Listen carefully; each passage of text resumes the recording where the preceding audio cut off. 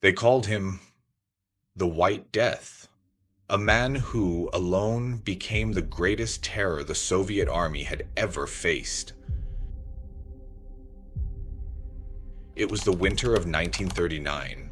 The land was frozen, silent, and white as far as the eye could see.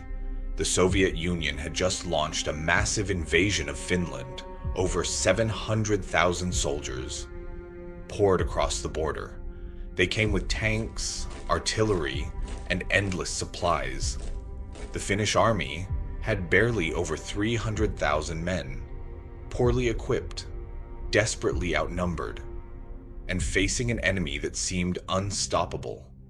On paper, the Soviet victory seemed certain, but in the deep forests, hidden under layers of snow and silence, a single marksman would turn the battlefield into a graveyard.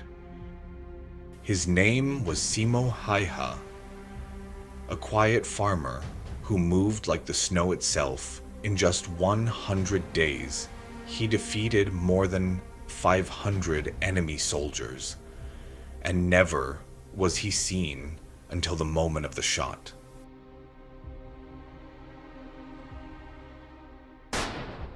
Simo was born in Rautjärvi, in the southeast of Finland. From a young age, he hunted in the forests to help feed his family. He learned to track prey, to read the wind, to remain completely still for hours at a time. He learned patience, precision, and discipline. In the stillness of the woods, he found comfort. In the silence, he found power. When the war came, Simo refused to use a telescopic sight. He believed that the sun's glare on the glass could betray his position. Instead, he relied only on iron sights. He would lie flat in the snow, often for an entire day.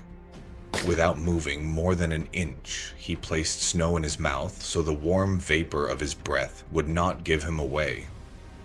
The temperatures often dropped to minus 40 degrees Celsius. The cold could freeze a man's skin in minutes and shatter metal like glass. But to Simo, it was just another hunting ground. In a single day, he recorded 25 confirmed kills. His movements were minimal, his presence undetectable. He fired, reloaded, and vanished. It was as if the snow had swallowed him whole.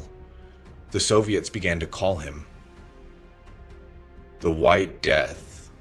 His legend spread quickly across the frozen front lines. They sent their best snipers to eliminate him. Some never returned.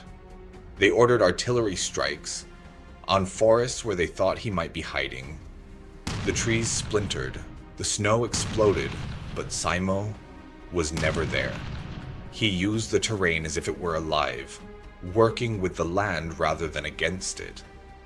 He dug deep into snowbanks, creating firing positions invisible to the naked eye.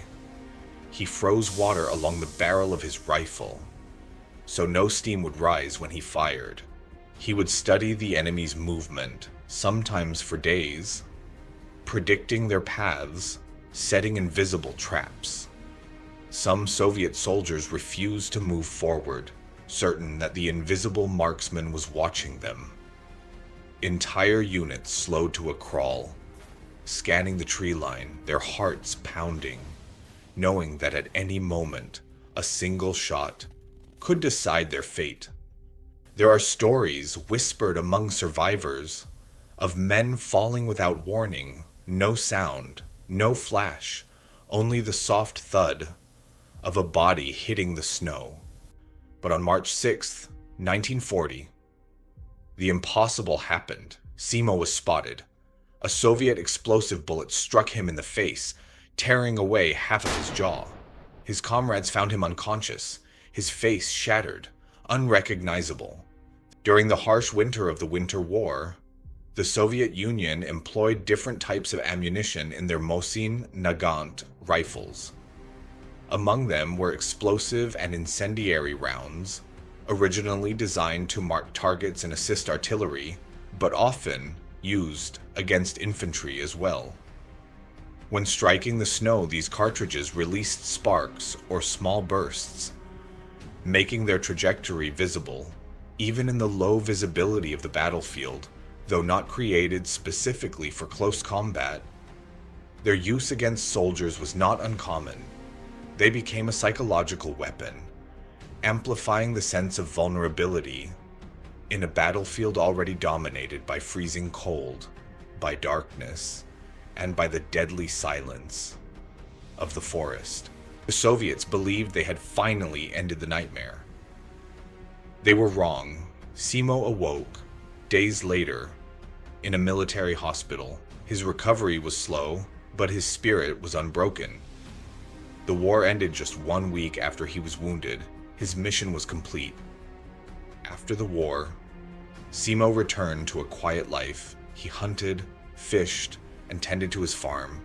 He never sought fame, never boasted about his kills. When asked how he managed to do what he did, he simply said, "Practice and patience." Simo Häyhä died in 2002 at the age of 96. He defeated more soldiers than any other sniper in recorded history, and he did it all in just 3 months. To the Soviets, he was a nightmare. To the Finns, a silent hero. But to history, he will always be the White Death.